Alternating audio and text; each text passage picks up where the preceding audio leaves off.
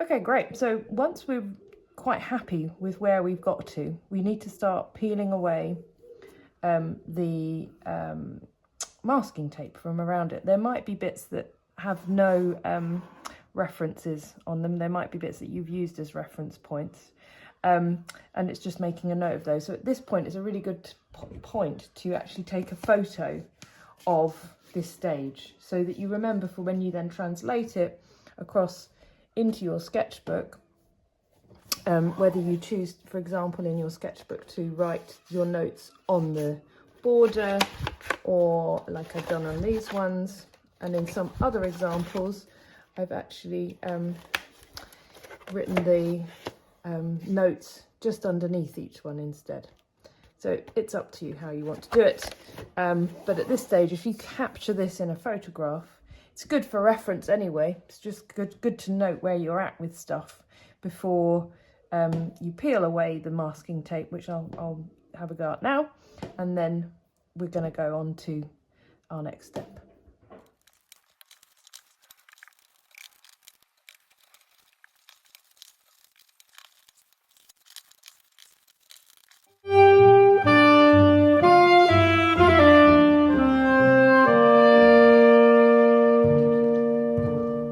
Great, so now we've got our lovely 6 swatches with all the masking tape taken off, and I'm going to see if we can see them a bit closer up. This is the lovely acrylic ink combined with the acrylic paint, which is giving those fractals again, and there's a sort of ridge form there, which is almost like a tide line coming in with some activity down here. I really like that one. This has got lots of quite interesting movement going on it and in it, and the quality of the iridescence there is nice because it sort of looks like the light dancing on the shoreline. Again, this sort of has an abstracted essence of a kind of, maybe a rock pool. Actually, this feels to me like a rock pool. It might feel different to you, and I really like how these are catching the light as well, and it sort of shines and shimmers. And onto the textured ones. These are actually just still drying, but nevertheless still really interesting. Yeah, so there's lots of reflective qualities there. It's almost like the glistening. You can almost sort of touch it. It's very tactile, that one.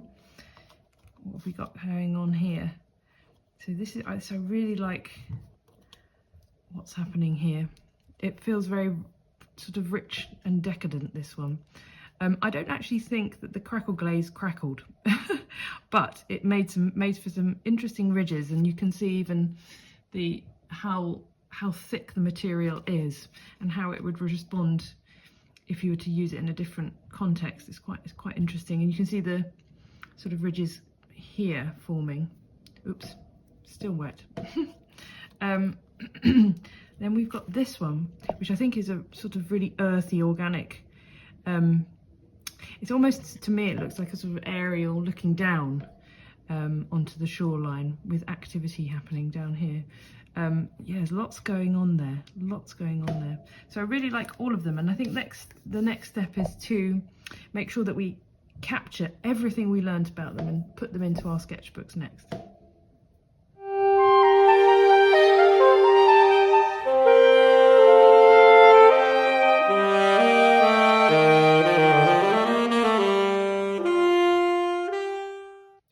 Okay, so we've got an empty page of our sketchbook, and now it's time to put the swatches, colour swatches first, textured swatches underneath, into our sketchbooks. So we're going to place them first in before we put them anywhere. Let's just see what we've got. They already look amazing as soon as they're in. There's something really joyous as they sort of pop out of the sketchbook. And they already look like a lovely, fabulous collection of sort of little mini coastal abstracts in a way. These little studies, these little experiments are little works of art all by themselves. So when you're happy with the placement of each of your swatches, go ahead and stick them down. I'm going to just use standard PVA glue just to make sure it sticks firmly down. At the end of this, you'll want to make sure to dry them completely flat. Put books on books on books on books on top of your sketchbook so they dry flat to the page. I'm going to choose to write the notes of each swatch underneath the swatch rather than on the frame formed by the masking tape. You can do as I say, you can write as much or as little as you want, depending on how much you think that you need to write to recall how you did it, what order, the steps that you took. You could even have 1 per page if you wanted to. You could have 3 per page. It's really up to you. This is my preferred method. My nana who was doing flower arranging, would always tell me it's good to do things in 3, 5, 7s, odd numbers. So it's nice. I like them at 3 in a row. But whatever suits you, whatever suits your practice, and however you feel best doing it.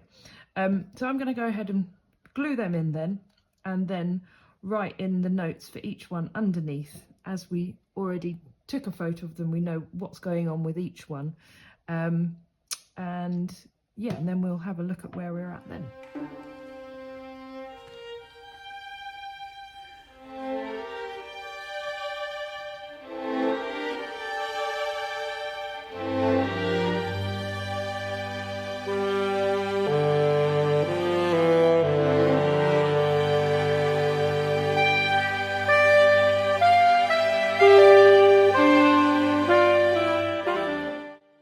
Great, so now we've glued all of the swatches down, and we've got a little description of each one underneath, describing what's in the swatch. Acrylic paint with water and acrylic ultramarine acrylic ink. For example here, iridescent acrylic paint with palette knife and alcohol ink.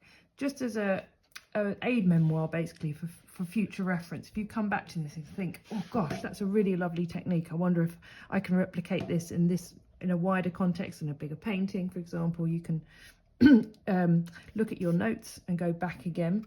I think what's really nice about this exercise is that it really is a no-fail exercise. There is only experiment, there's only fun, there's only pushing at the boundaries of what you've done already, experimenting with different techniques.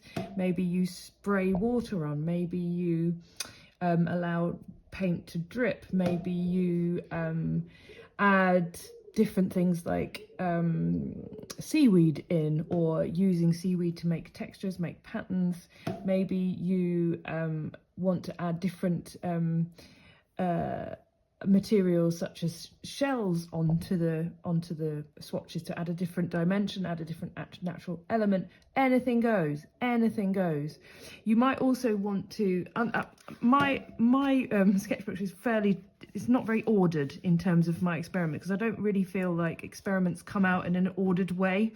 I don't think, oh, today I'm just going to experiment to the nth degree these 2 particular materials. Some people might work like that, and that could be a really interesting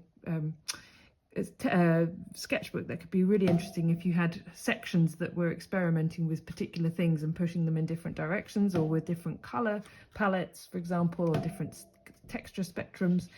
I don't work like that. I'm a little bit more a little bit of this, a little bit of that. Grab what you feel is right on that day, or grab what you feel like you're drawn to for some reason that you have to play around with.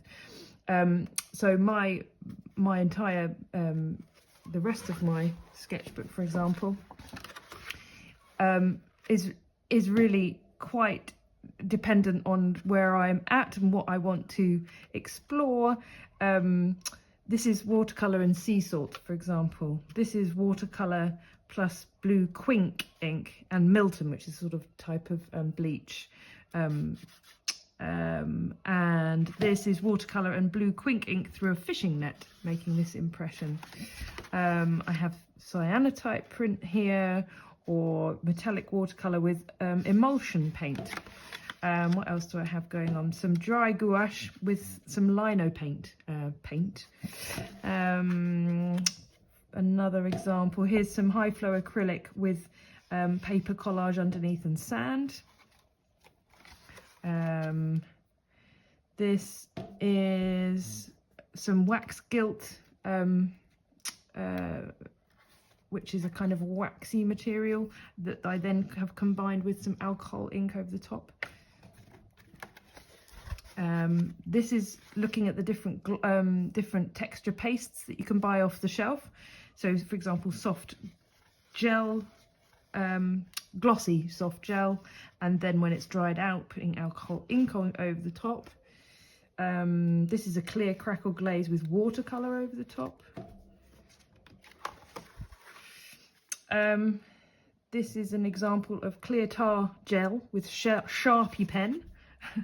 Lots of different things. So just basically use what you've got in your cabinet, bring it all out, or at least some of it, whatever you're drawn to that day, have a play around. And you know, you really can't go wrong. These are just like lovely things to reference back, and that just kind of trigger you to think, gosh, that I really actually want to explore that more, or maybe I'll bring that into the shoreline of my next painting, or maybe that's the thing that I need for that kind of organic, natural look in that particular part of my next painting, or maybe it's just you want to do more playing with what it's like to add different kinds of metallic leaf onto paintings, or maybe you want to have more of a play around with sands, or you know, kind of if you rub two stones together, the kind of the pigment that you can get extracting from them. So just have a play. Basically, it's about experimenting with different combinations, different techniques, and the goal is to kind of on the one hand kind of capturing the coast, the essence of the coast, the essence of the beach, the essence of sea and sand, but also kind of holding up a mirror to the energy, the energy force of the sea, and kind of using that energy, putting it out of yourself onto the little swatches and having fun, having a play. Really, nothing can go wrong. My music teacher would always say to me, right or wrong, make it strong. So here we go. We're going off on our route now, having some basic ideas to go from, to put together our swatch sketchbook, and now you can be as creative and imaginative with that as you possibly can.